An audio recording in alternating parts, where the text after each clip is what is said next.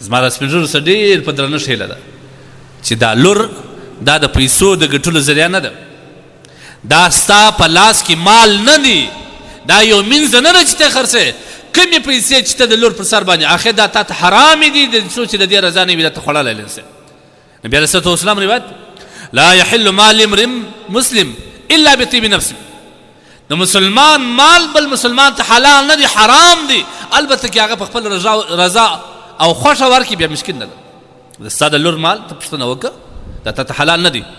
ته لور ورکړې په 20 په 30 لک روپۍ باندې بیا ځان ته موټر انیسې کاروبار جوړې، دا ته څه چې پچ حرام دی،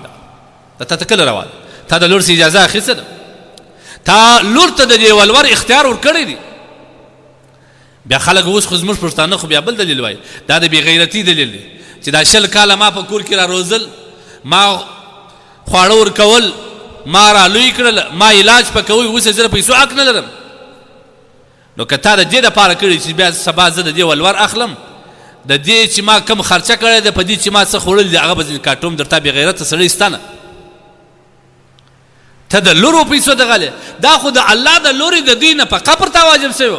دا خو ته مازې په بازار کې روان وې، ستا مازې لاس کوشش و د پښو کوشش و، دا د الله د لورې دي ته رزق ورکول کېدي، خالي سبب ته وې،